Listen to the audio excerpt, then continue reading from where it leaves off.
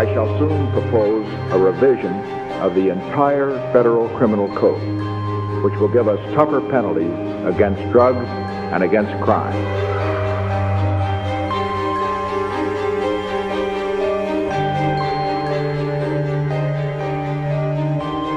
So in the crusade for a drug-free America, the next step is to enforce a policy of zero tolerance of illegal drug use.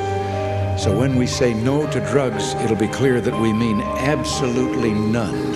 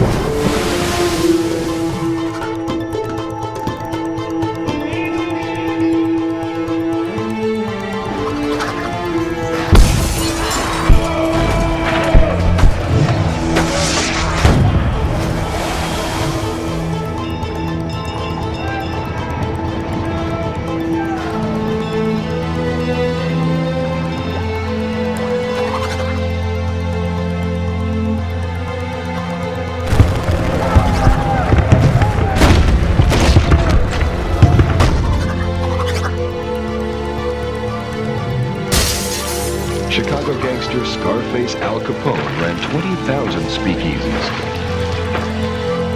Get really stoned. Then, who cares about the war?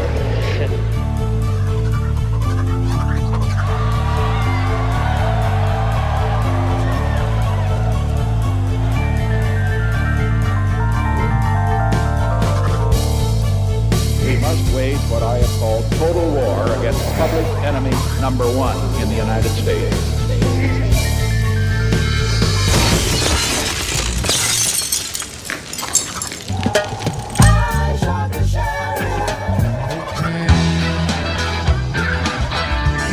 Marijuana is probably the most dangerous drug in the United States.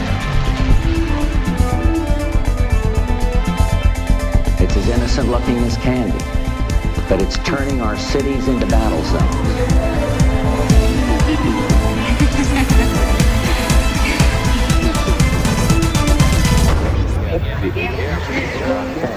A primeira reunião da Comissão Latino-Americana sobre Drogas e Democracia discutiu hoje no Rio de Janeiro novas políticas de combate ao tráfico e ao consumo de entorpecentes na região. Não é um tema fácil, mas nós temos que enfrentá-lo. E enfrentá-lo do ângulo da preocupação com a democracia, que a droga traz a violência, às vezes o descrédito à lei, às vezes uma repressão também fora da lei, e traz também a corrupção. E tudo isso mina a crença no funcionamento das instituições. Quais são as perguntas? No caso da maconha, legalização do autocultivo, pode ser uma alternativa para diminuir o poder do... Bolivia is leading a campaign to take out cocaine from this list of drugs, banned drugs. So what is your opinion on this issue?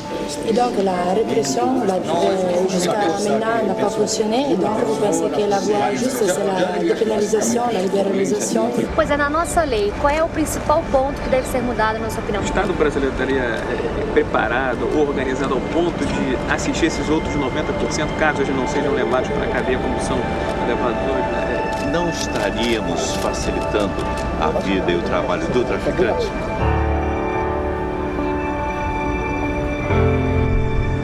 Só quem é burro que não muda de opinião diante de fatos novos, né?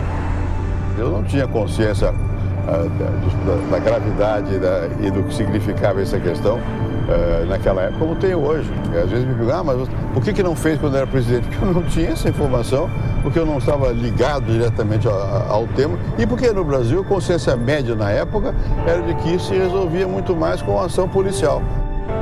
Mesmo assim, nada funcionou. E eu não vi tudo isso. Errei. Isso tem riscos. Tem sempre risco. Pode dizer, olha, por que fulano de tal está se metendo nesse assunto? O senhor devia estar em casa cuidando dos bisnetos. Né? Me lembro, na periferia de São Paulo, num bairro chamado Cidade Tiradentes, e uma senhora se aproximou e disse, é verdade que o senhor você vai botar a maconha no lanche das crianças? Então eu sei o quanto essa coisa é perigosa, porque uma infâmia dessa tem um efeito devastador. Logo que começou essa questão, até eu vi no jornal aqui do Rio, que agora o princípio ativo da maconha não era o que ele é. Eu não me lembro qual é que é o princípio. Se fosse THC. THC, não é THC, é FHC. Estão mexendo comigo, né?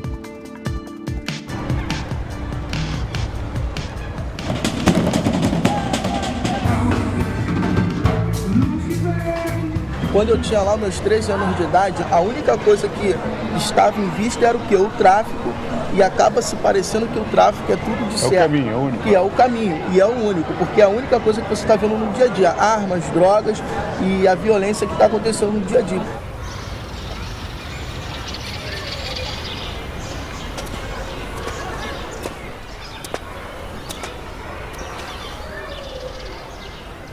Há 60 anos era 22, 32.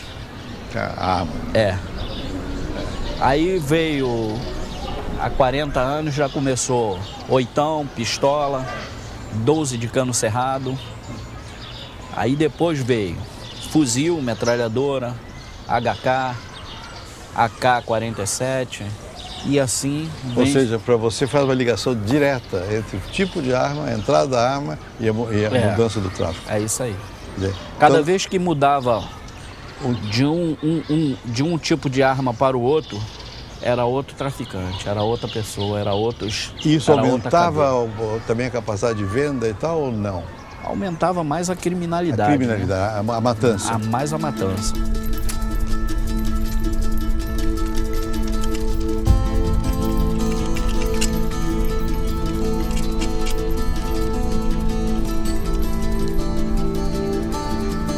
Temos hoje aproximadamente mais de 150 mil armas aqui. De armas realmente de guerra que são apreendidas aqui no Rio de Janeiro. Esse é um armamento encontrado na mão de traficantes e esse tem fabricação suíça. Tá? Esse é global. Esse é o AK-47. Nasceu na Rússia. Nasceu na Rússia, mas espalhou para o Delta do Rio Congo, na África. Aqui. Uma arma é produzida, por exemplo, aqui na Áustria ou produzido na Alemanha.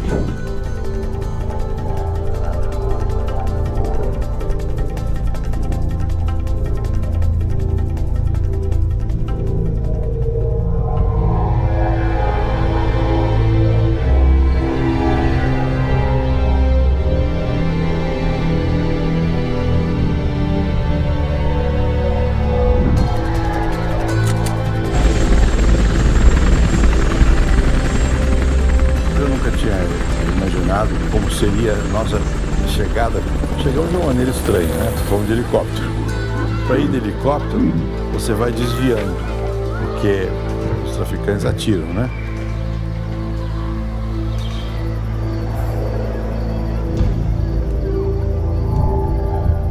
Moro numa localidade que estava tendo guerra entre facções rivais. Aí eu saí com a minha namorada, eu tinha ido a uma festa. Foi a hora que aconteceu.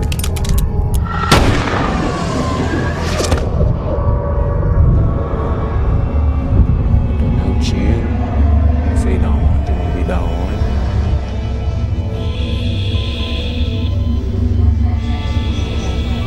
Quando eu fui ver, eu já estava já no hospital. Quando eu acordei, eu já tinha sabido da notícia.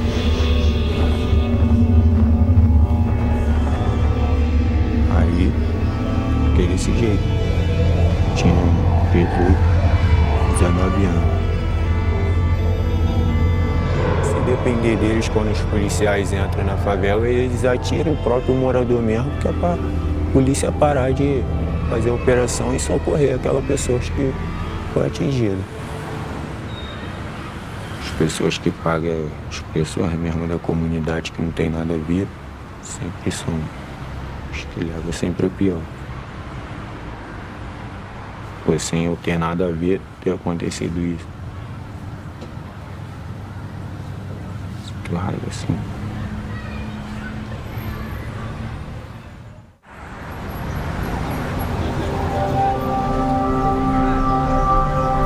O que aconteceu com o crack no Brasil é a maior prova do fracasso dessa política de guerra às drogas. Porque o crack entrou no Brasil nos anos 90, ele já vinha dos Estados Unidos, já sabia que se usava crack nos Estados Unidos, nada foi feito em termos educativos.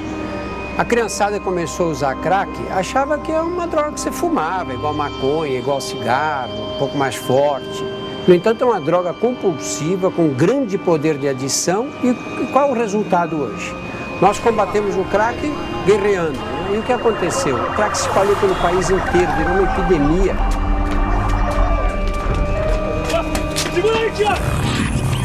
Quem financia a violência é o tráfico de drogas.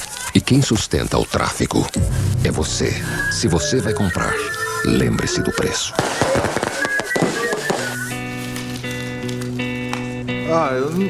Eu não acho que seja minha culpa financiar o tráfico, porque eu não tenho outro jeito de fumar um beck sem ser ir na biqueira e trocar ideia com o traficante, com os caras tudo armado. Se for pego pela polícia, tomar porrada, tapa na cara, ninguém gosta. Aí, a única vez que aconteceu, eu tava indo na biqueira e entrou 2 viaturas, mó pau. Eu vi uns tiroteios lá em cima. Eu não me sinto nem um pouco seguro, mas é o caso. Não tem outro jeito de conseguir, sem sei lá. Então eu prefiro ir lá do que ficar sem. Minha mãe, ela acha isso cúmulo. Ela morre de medo que eu tenha contato com bandido, com traficante, que na cabeça dela, ela vê a biqueira, onde eu pego, um lugar super perigoso, cheio de gente armada. Na verdade, todo usuário de droga é traficante, porque o usuário compra a droga de alguém e usa. E ele vende para um amigo, ou dá para um amigo. Né? Como a droga é criminalizada, é um crime você possuir a droga, não vão 10 pessoas comprar, se uma só pode comprar e dividir entre as 10. E o menino que usa a droga percebe que dessa maneira também, se ele vender um pouquinho mais cara, dele sai de graça.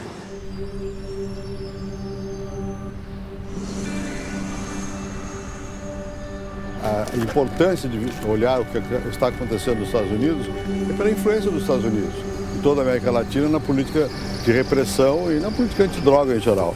E também porque os Estados Unidos têm desempenho um papel enorme nas Nações Unidas. E até hoje há convenções das Nações Unidas que fazem com que os países sejam obrigados a tratar as drogas sob a forma de proibição absoluta, sem prestar atenção a alternativas. To think of it as society's war is a little bit misleading, as if there were a military solution. And you know, I have experience with this, including personal experience. I had a brother who was addicted to cocaine. So I know a lot about this. There are a lot of things I would have done differently. I think my opposition to needle exchange and medical marijuana when I was president both were wrong.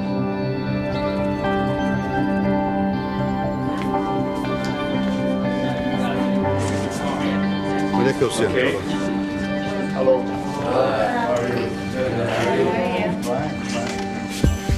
I don't think that getting weed is ever a problem in any high school I know. And I mean, alcohol has, you know, on a biological level, is proven to be a lot more dangerous to the body and to the brain than marijuana is. I think it's interesting that marijuana is illegal when something like alcohol isn't.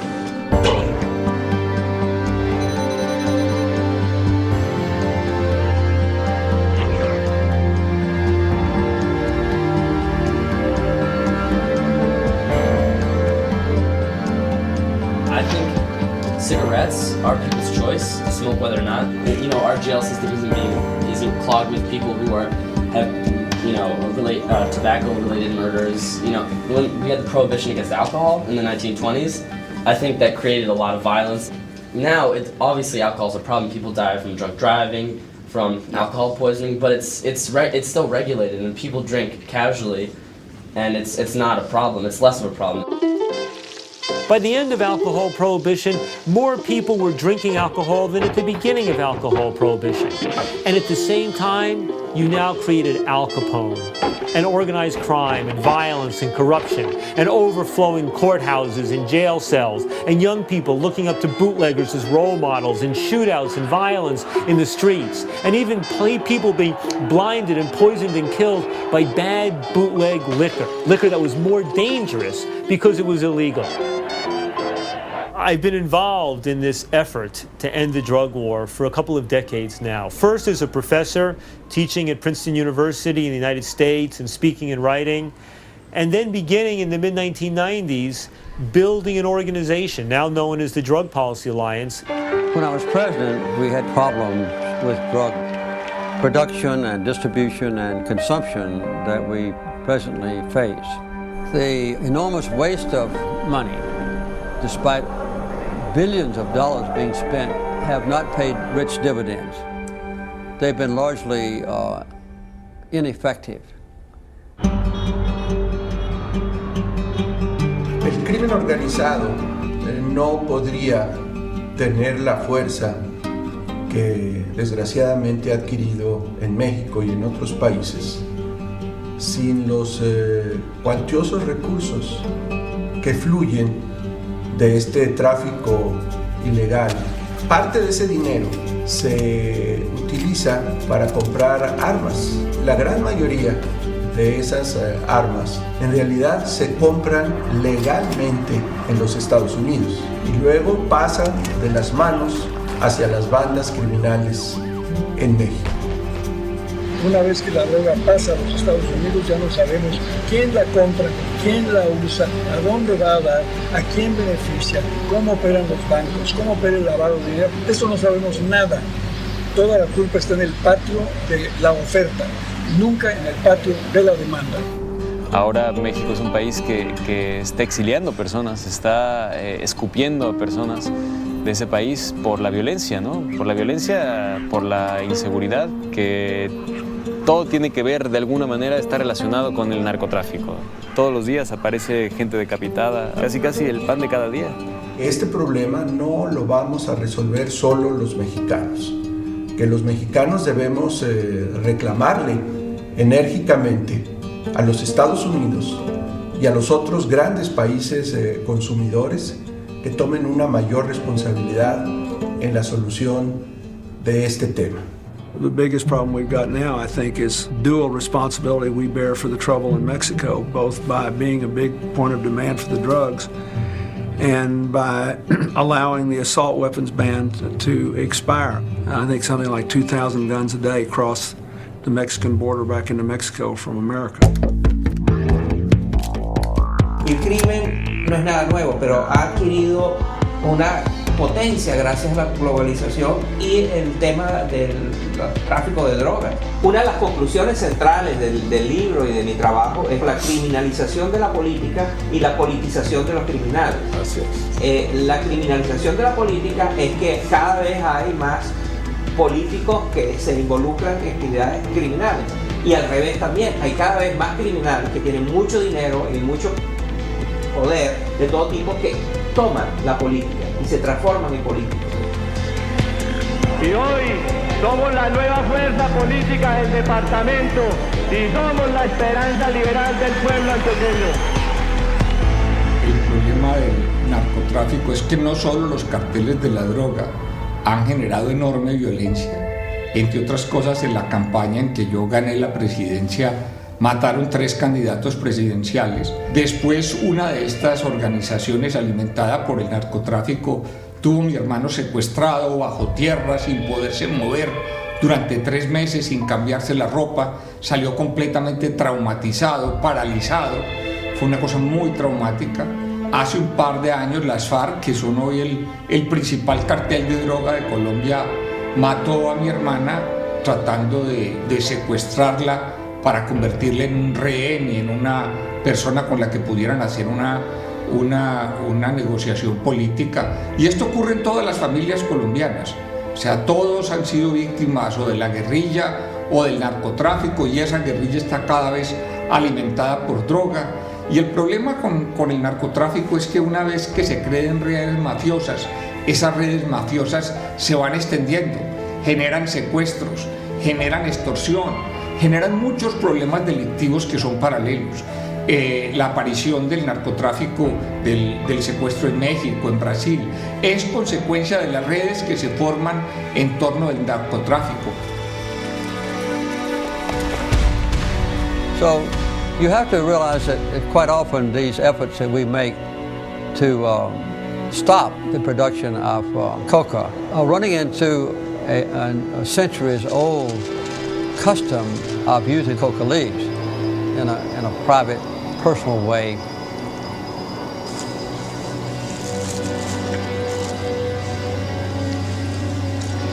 So that's one of the reasons that the expenditure of large sums of money for spray planes and weapons has not been effective.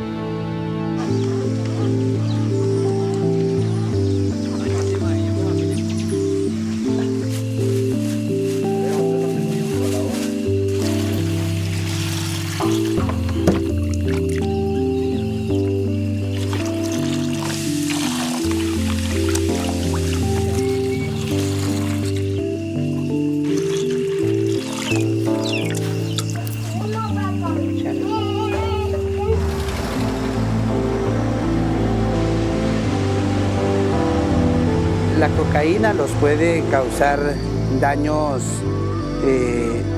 físicos, psicológicos, hasta mortales. Pero si nosotros hablamos de la mata de la coca, eso es un uso ancestral, por eso es sagrado para nosotros. Colombia es el único país del mundo que fumiga aéreamente los cultivos de droga. Destruye comida, destruye plantaciones. Sí es muy traumático para la sociedad colombiana este tipo de destrucción de cultivos. Cuando el Plan Colombia empezó, había 8 departamentos donde había sembrados de coca. Hoy hay 24 o 28, alguna cosa así, más que se triplicó. Y de las zonas despobladas se ha movido a zonas pobladas donde vive la gente, los cultivos son más pequeños, a veces están entre plantas de alimentos y son difíciles de ver.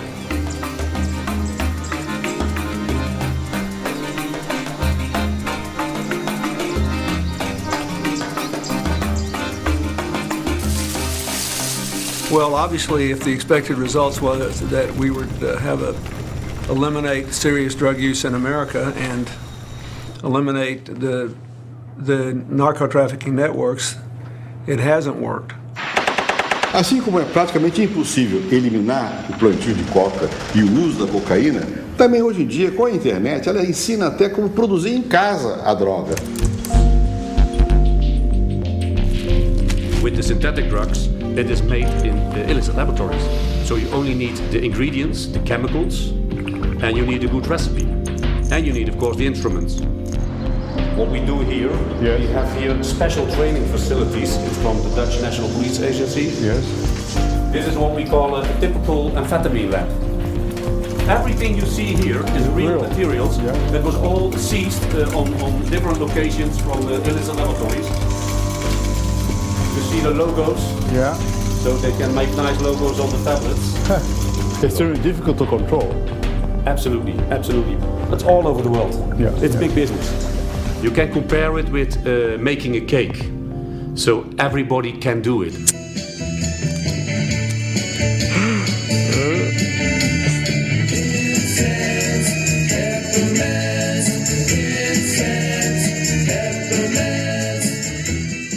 What's that billowing down the stairs? It's smoke! smells like the art teacher's office. Smoke in the water.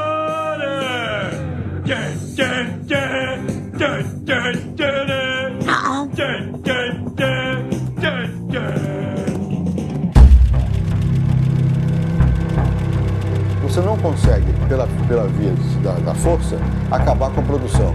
Por quê? Porque o mercado é tão favorável, ganha tanto, que sempre haverá alguém que se arrisca. Só vai deixar de se arriscar se o consumo cair.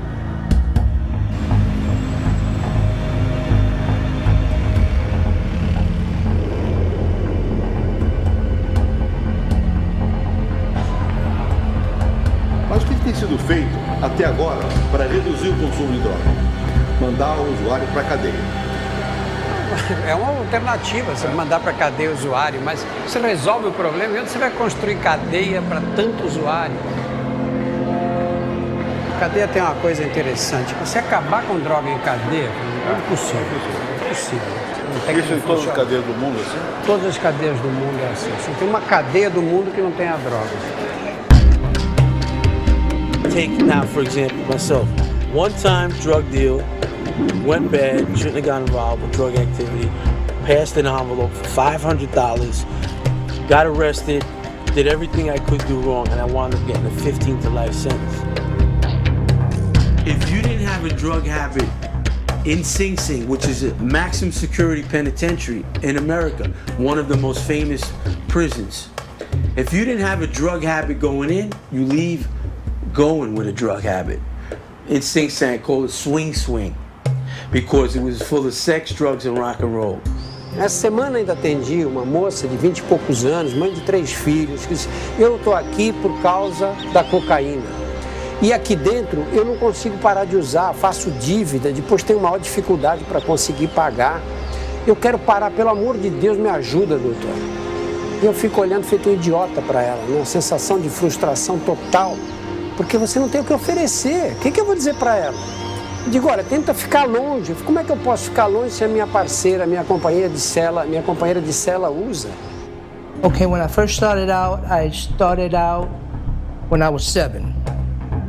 And at that time, I was hanging out with older kids.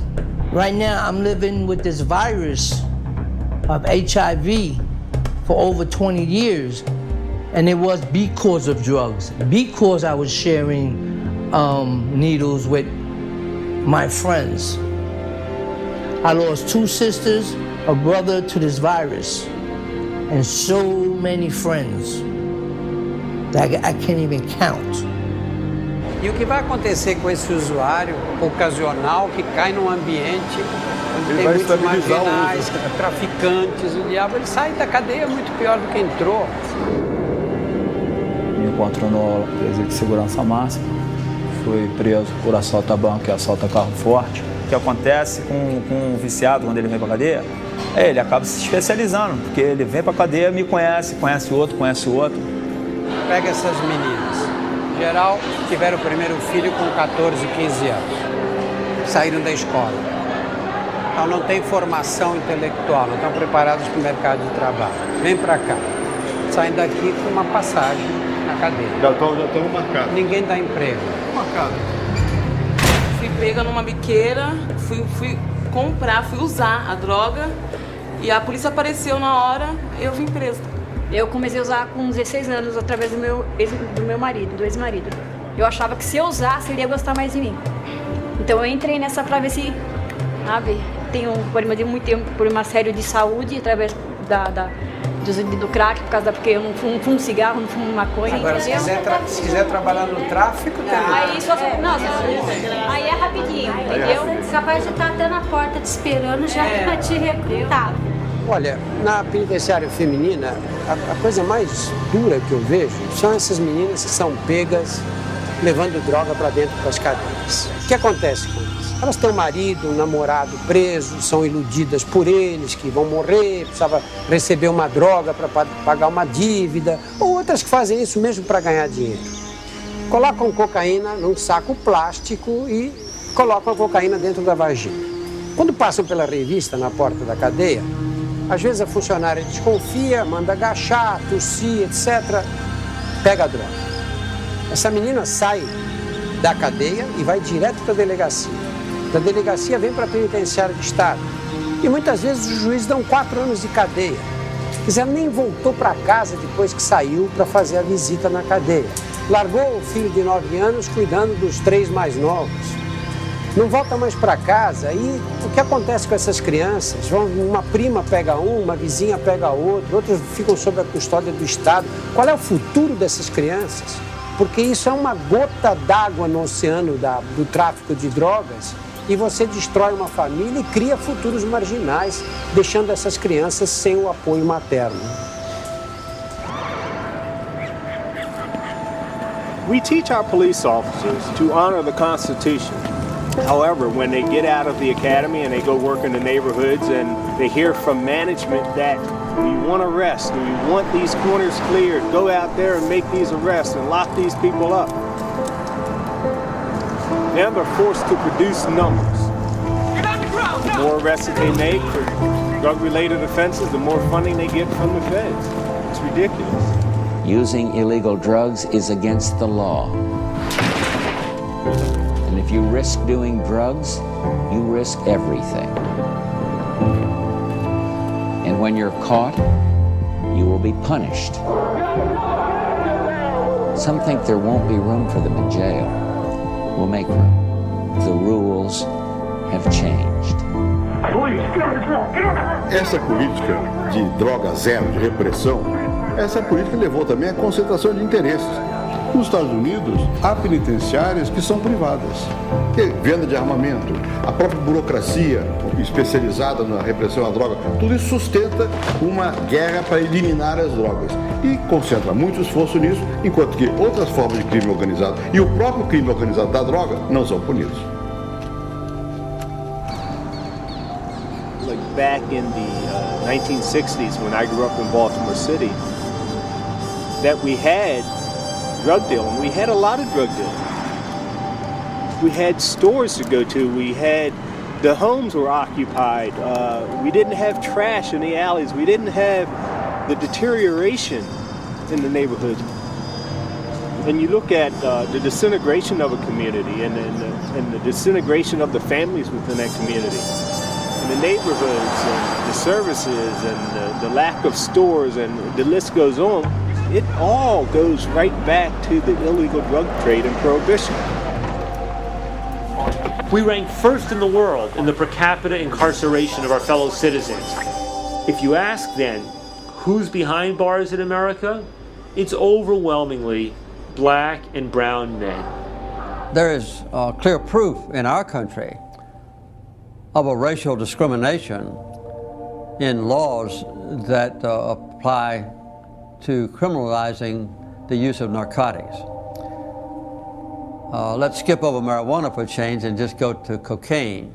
The penalty for 1 ounce of possession of crack cocaine, ordinarily used by low-income people, including African Americans, is equal to the penalty for 100 ounces of white powdered cocaine that's used by rich white Americans. So that's a 100-to-1 ratio.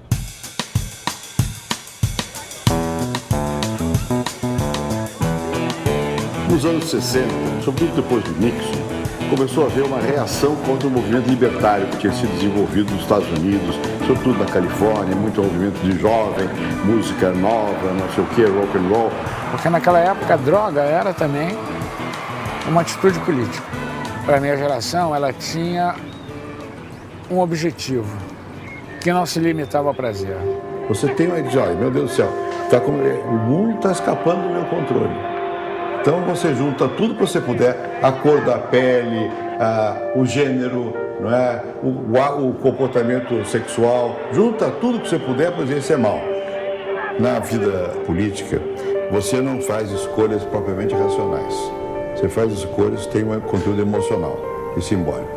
O que simbolizava a dissolução da sociedade? Então eu vou atacar o símbolo. Então vamos começar uma guerra às drogas. Então a ideia era o seguinte: droga zero. O objetivo é eliminar o uso de drogas, erradicar a plantação de droga e ter um mundo livre das drogas. O que é uma visão moralista, há uma certa concepção, que é uma concepção do mundo, que é uma concepção da ordem, da autoridade e daqueles que mandam são os que são bons.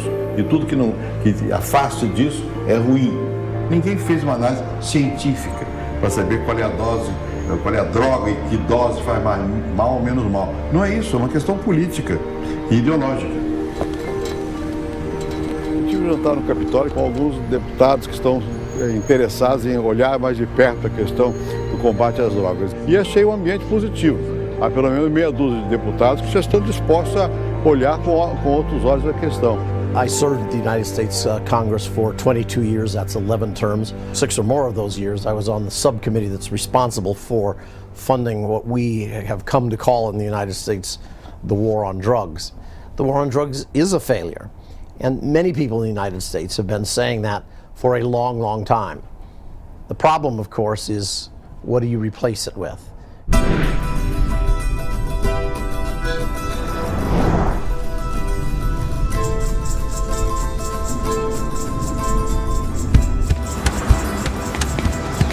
Na Holanda, resolveram, por exemplo, quebrar o elo que ligaria, através do traficante, uma droga a outra. O mesmo traficante que vende a maconha vai vender o ópio, vai vender a cocaína. E isso pode induzir também o consumidor a passar de uma droga a outra. Então, de que maneira se resolve a questão? Foram abertos os chamados coffee shops, onde a pessoa pode chegar lá e ter acesso à maconha. You're not allowed to advertise about cannabis. You're not allowed to sell any hard drugs. No disturbance of the neighborhood. You're not allowed to sell cannabis to people under 18 years old. One is you're allowed to have only 500 grams in stock as a coffee shop and don't sell more than 5 grams a day. The good thing about business in soft drugs, in cannabis, with a coffee shop, that in 90 or 95% of the time it's without any violence. If you separate my coffee shop in 2 parts, we have, say, a front door, the door the customers come in, where you can buy your cannabis 5 grams a day. Then we call it the back door. That's the illegal part of the coffee shop. It's a strange thing about the whole coffee shop policy in Holland.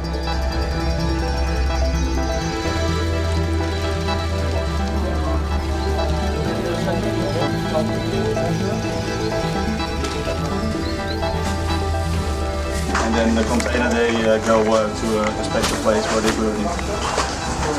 This is almost on a daily scale. On a daily scale? Almost, yeah.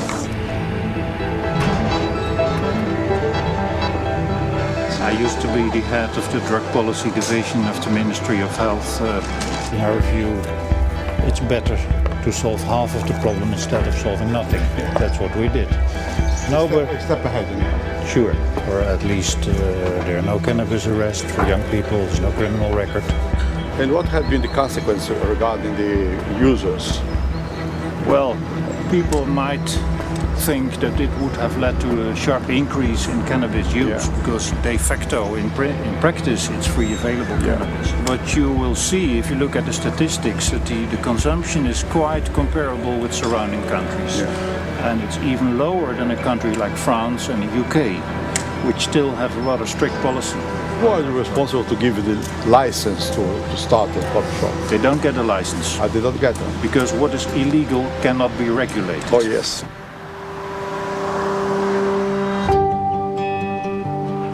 We do operate the only legal cannabis growth facility in Europe here for the production of cannabis to be provided to patients in the Netherlands, in Italy, in Germany and in Finland.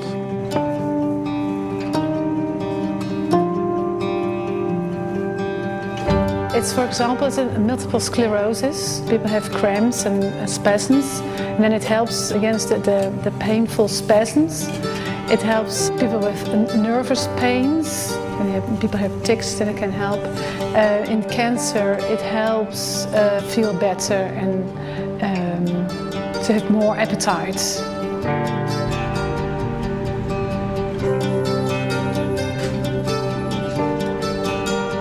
Porque a Holanda é racional, a Holanda do capitalismo, em todos os lados você vê isso. E aparecem, em vez de ter como no Renascimento italiano, que aparece lá os figuras de santo, tudo devotado à religião, aqui não, aqui é vida comum. E a Holanda foi muito marcada por isso. E depois foi marcada pela Revolução Protestante também. Essa junção de mercado e Revolução Protestante deu o que eles chamam hoje aqui na Holanda de pragmatismo, que tem alguma ligação com a política atual, a política das drogas deles.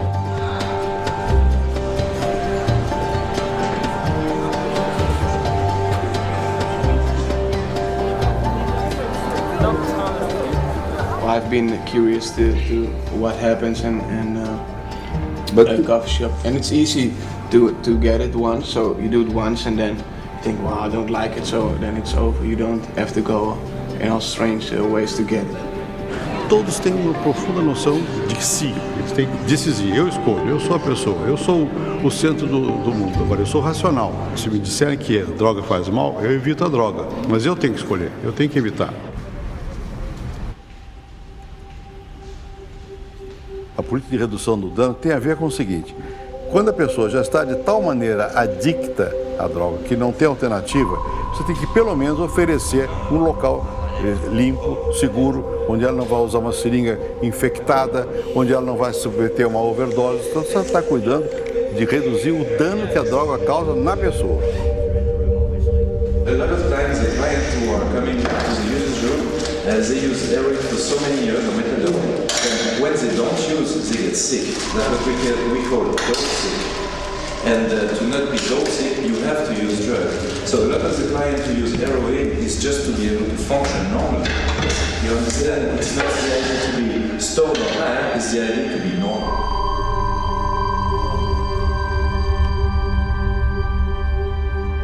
I've been a heroin user for 25 years. Yes, I used to inject the drug before, but because I did it for so long, I cannot find a vein no more. So I must resort to smoking heroin and cocaine. É terrível ver isso. Mas você vê também que ali está um doente e não um criminoso. E é isso que a Holanda está fazendo. Ela está cuidando do doente, reduzindo o dano.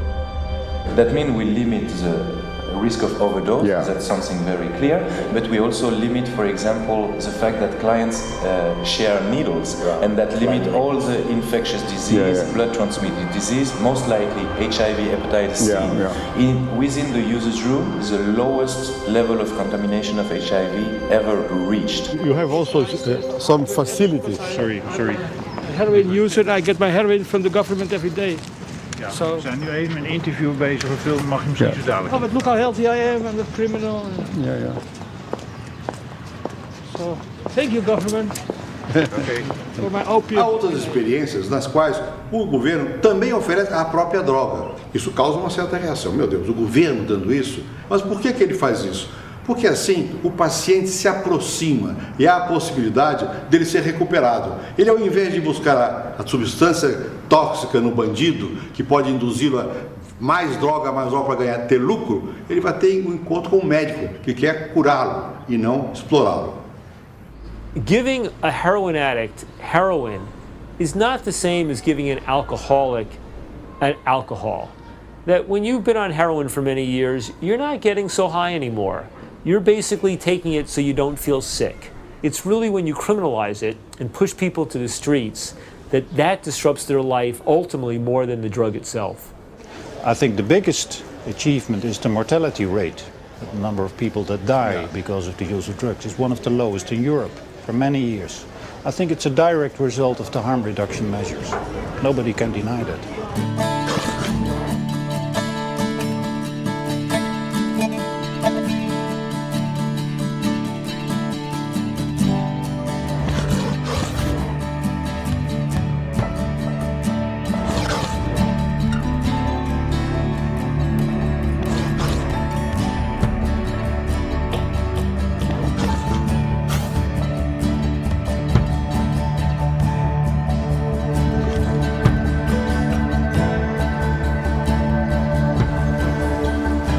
For 10 years, I was a member of the Swiss government responsible for the health aspect of the drug policy. I was also the first female president of Switzerland, which is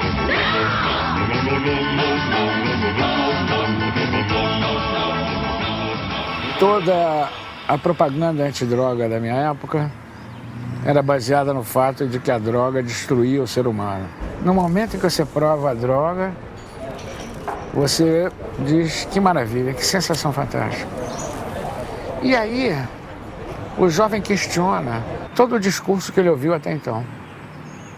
Então, nesse momento, fica claro que há uma hipocrisia generalizada na campanha antidrogas, normalmente feita por pessoa que nunca experimentou a droga. Então, essas pessoas vêm com esse discurso moralista, conservador, e acham que vão impressionar muita gente, não vão. This is drugs. This is your brain on drugs. Todas as drogas podem fazer mal. Algumas fazem mesmo mal. Por exemplo, a heroína, cocaína, o crack. Outras, depende do uso. O álcool, por exemplo. Se você toma álcool à noite, depois ir numa festa e vai guiar um automóvel, você pode morrer e pode matar. A maconha, se você acordar fumando maconha, meu Deus, pode causar um problema psicológico grave. I think the tragedy of dishonest drug education is that we lose the opportunity to build credibility with young people. Marijuana, the dried leaves and flowers of the Indian hempweed, is used in the form of a cigarette. Marijuana smoking, experts point out, can make a helpless addict of its victim within weeks, causing physical and moral ruin and death. Eu acho que a melhor maneira de participar aqui é falar da minha experiência pessoal, que foi com praticamente todas as drogas da minha época, exceto a heroína. A cocaína não fazia efeito para mim, e eu tentava, aí de repente a cocaína começou a fazer efeito. Eu tinha passado uma noite maravilhosa em Nova York, estava vendo aquela Rua 8 lá, estava com aquela namorada linda, nua, deitada, era manhã, porque você não consegue dormir. Sem a menor vontade de fazer amor, sem nada. E eu disse, estou parando porque essa vai me enganchar, essa vai me viciar, essa vai acabar comigo. Droga do demônio. Siento que es un tema que es difícil de hablar, es difícil de hablar al respecto. Y por ahí hay gran parte del problema, creo. Yo he consumido, suena muy raro, suena muy formal, como he consumido, me suena como si estuviese aceptando un crimen, qué horror. En alguna época yo tenía mis plantitas de marihuana en mi jardín. Cuando hablo y cuando digo consumí drogas, me siento como si fuese un candidato a la presidencia, confessándose, não? O jovem toma droga porque todo mundo diz é proibido. Eu não vou, de maneira nenhuma, me adaptar à sociedade, faz parte da rebelião juvenil. Essa janela da juventude é que é a janela mais crítica. E aí você tem que ser honesto na sua abordagem. Young people like the risk. They have, in their development, they have to see where is the border of their capacities. And it's our duty as educators, as parents, as politicians, and so to help them not to go too far. Não pode mentir para a criança, dizer que a droga mata, porque aí ele fuma um baseado e fica num estado de nirvana e vai achar que a gente mentiu e vai confiar mais no amigo que vai dizer para ele depois que o crack também é melhor, até porque dá mais reação. Só que aí tem dois problemas. Primeiro, o prazer vai diminuindo à medida que você usa, e aí você vai ter que aumentar a dose. E a droga provoca dependência. Dependência quer dizer o quê? Que você vai passar o resto da sua vida atrás da droga. A sua vida vai se resumir a isso. O grande perigo da droga é que ela mata a coisa mais importante que você vai precisar na vida. É o teu poder de decidir. A única coisa que você tem na sua vida é o seu poder de decisão. Você quer isso ou você quer aquilo? Então seja aberto, seja honesto. Diga isso, realmente a droga é fantástica, você vai gostar. Mas cuidado, hein? Porque você não vai poder decidir mais nada. Basta isso, basta isso. Who are the addicts? Our children. I mean, people we love. People we would like really to bring back in the normal life. So to understand her story, you need to go back to when she was 13 years old. She went on a trip with one of her friends' family out to California. She was brutally raped. She's trying to self-medicate from her disorders. She unfortunately met a boy in her senior year who talked her into, this will make you feel better. Gave her heroin. And in March of 2008, for 3 hours, he knew that she was overdosing. He knew he could have done something.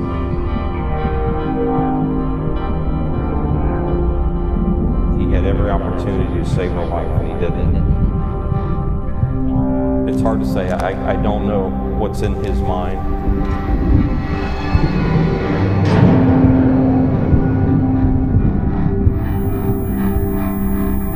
Finally called some of his friends. I was woken up to the police knocking on the door with the ambulance, saying that there's a woman in trouble here, let us in. I opened the door, we ran downstairs, and that's where we found our daughter.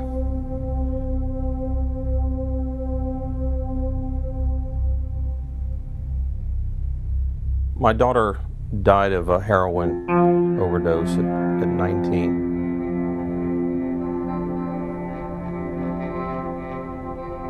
We can't do anything about the supply. What we can do as a community is the demand. The demand, yeah. So when you look at the scales, the high-risk kids starts to be, that's where we can do better. Putting more resources in counseling, but also make our parents more aware of that. And identifying it, we can have an impact on that demand just by that. But putting addicts in jail is not going to help. We have got to get them help. There's a morality around drug taking that it means that people are evil and therefore deserving of being punished. But what it really means if you see somebody with a drug problem is they've got an issue. They've got a health problem or a mental health problem. You know, beating it up is not going to work. And the reason why I say that, because trust me when I tell you I got many beatings from my dad. I mean, you name it, I got it, whether it was a stick, electrical cord, a Garrison belt, punches. It got to the point where it didn't even hurt me anymore. So that didn't help me change. Repressing the consumption had one terrible consequence. It was difficult to make prevention. It was difficult to enter in contact with drug addicts if there was always the threat of a criminal pursuit. Em Portugal, eles partiram da ideia de descriminalizar o consumidor de qualquer droga. E com isso, não passando pela justiça, não passando pelo risco de ir para a cadeia, facilitou que as pessoas viessem a procurar os hospitais, os serviços de tratamento, e o resultado foi muito positivo. Descriminalizar não significa, na nossa realidade, não significa despenalizar. Continua a haver um sinal claro de desaprovação social em relação aos consumos. Só que o estigma que era envolvido pelo tratamento desta questão na esfera do direito criminal foi de facto suprimido.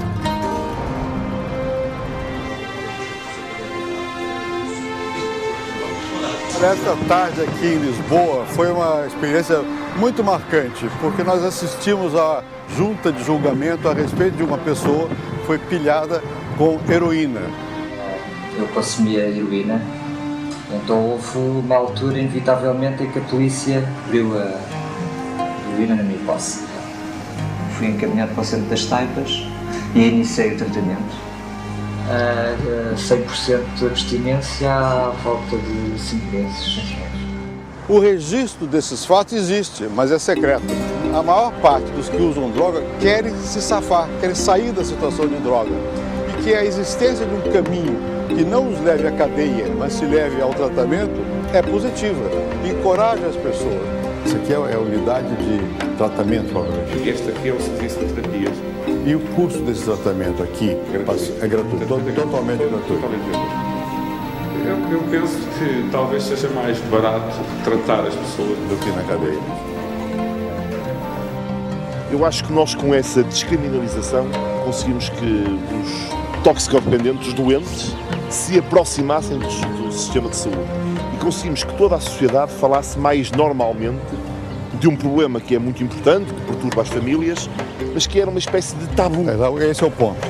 10 anos depois, o que é que nós vemos? Os nossos jovens consomem menos drogas ilícitas.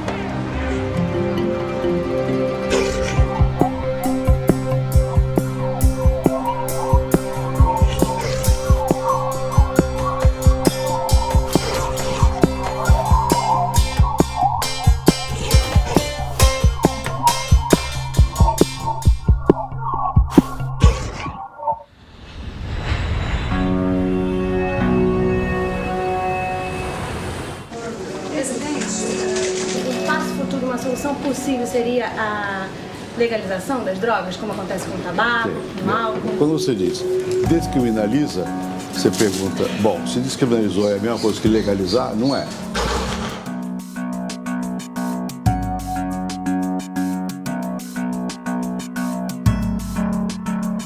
Há uma certa confusão no uso dos termos. Ninguém seriamente pode falar em liberar o uso das drogas. A sociedade requer regras, limitações. Outra coisa é legalizar, que é dar acesso legal. Já descriminalizar quer dizer que aquele que usa droga não vai para a cadeia, mas ele pode ser penalizado. Nós vimos em Portugal, há um certo tipo de penalização, mas não é crime, não vai para a cadeia, não passa pela justiça. A lei pode pegar ou não pegar.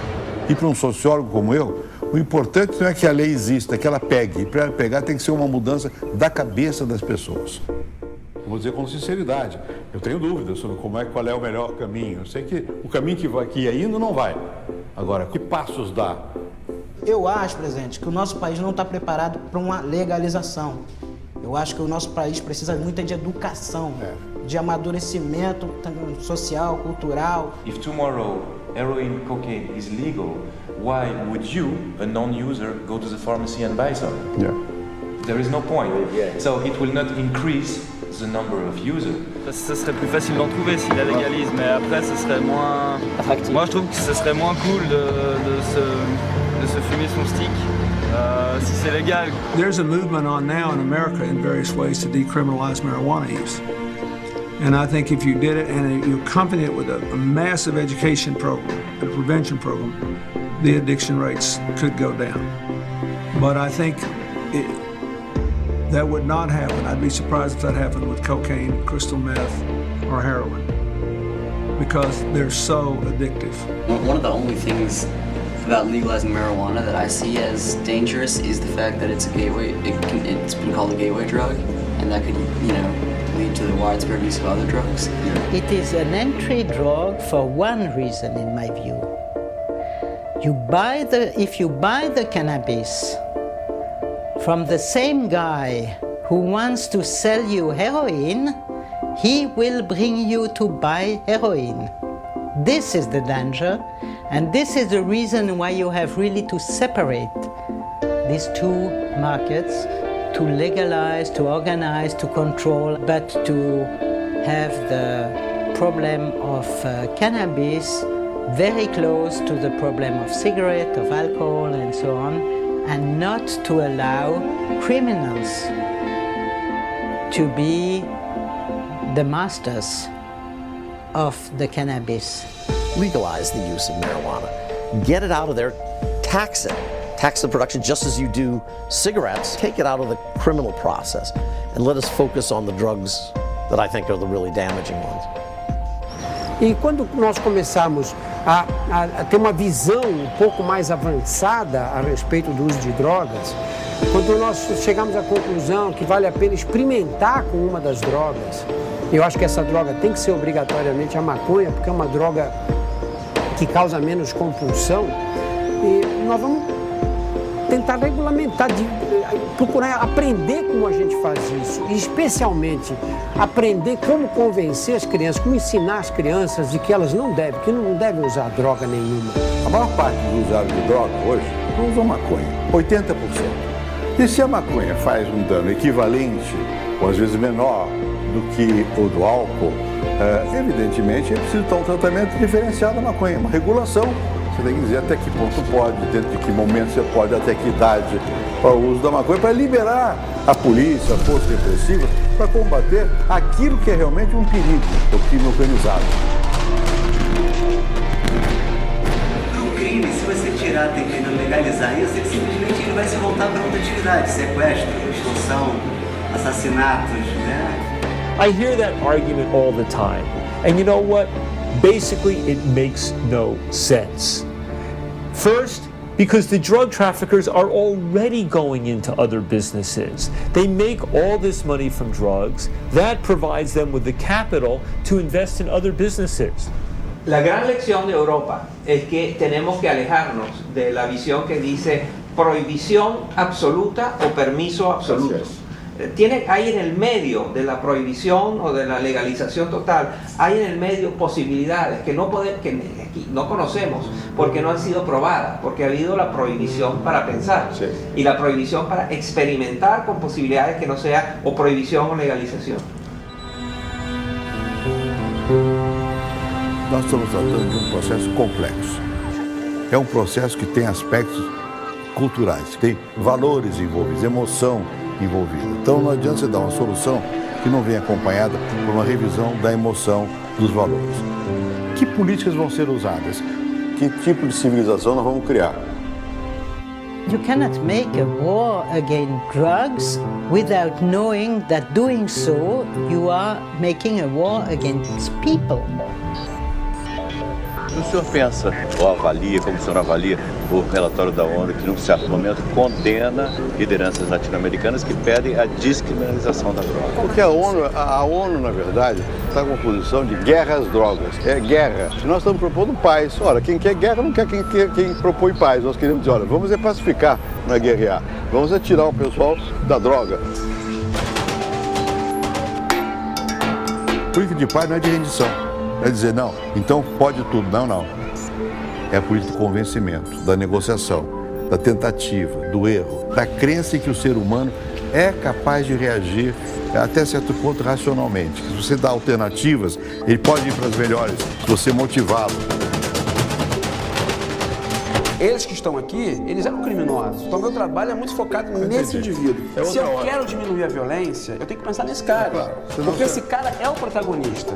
De cada 10 traficantes que eu converso, te digo que 7 querem largar o crime. 7 querem largar o crime. I know there are many young people in Brazil, in the United States, all over the world who are discouraged, despondent. Many are poor. Many have not been treated fairly in access to education and other things.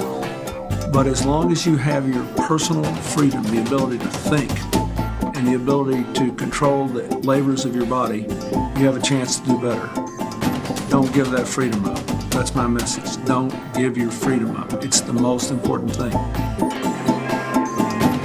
Agora, não adianta você descriminalizar sem dar acesso ao tratamento, porque quase todo usuário quer largar da droga. Se eles conseguissem, acabaria o problema. É que é difícil você largar de uma droga da qual você é dependente. Isso é considerado uma doença. Você não pode pôr na cadeia uma pessoa que está doente.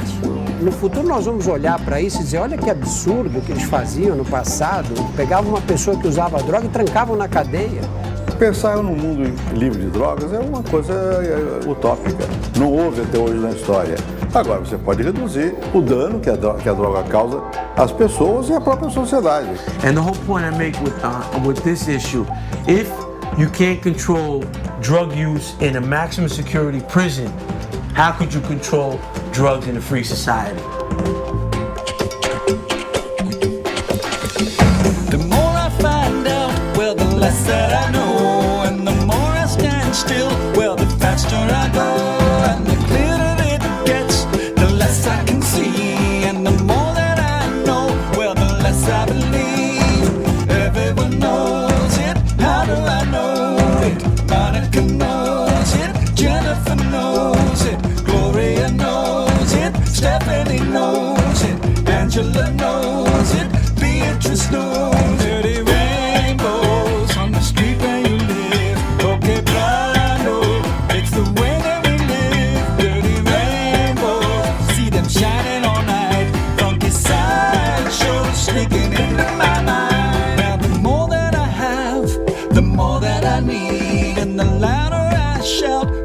less I can hear, and the more that I speak, well, the less that I say. The more I found out, well, the more I'm amazed. Well, Caridad knows it, Jessica knows it, Hillary knows it, Jeremy knows it, Annabelle knows it, Elizabeth knows it, Isabel knows it, Allison knows it.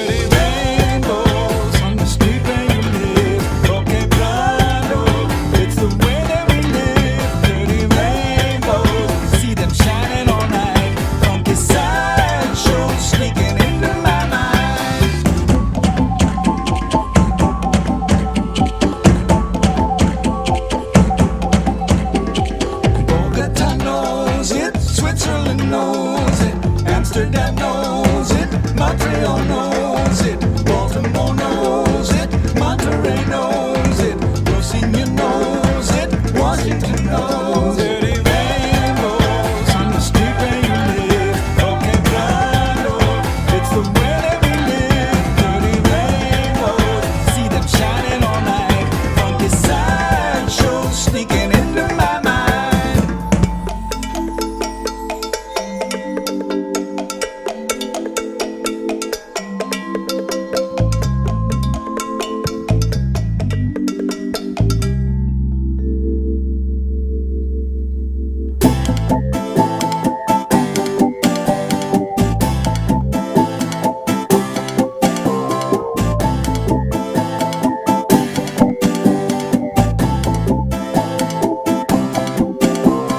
Everyone knows it, how do I know it? Monica knows it, Jennifer knows it, Gloria knows it, Stephanie knows it, Angela knows it, Beatrice knows it, Caridad knows it, Jessica knows it, Hillary knows it, Jeremy knows it, Annabelle knows it, Elizabeth knows it, Isabel knows it, Allison knows it.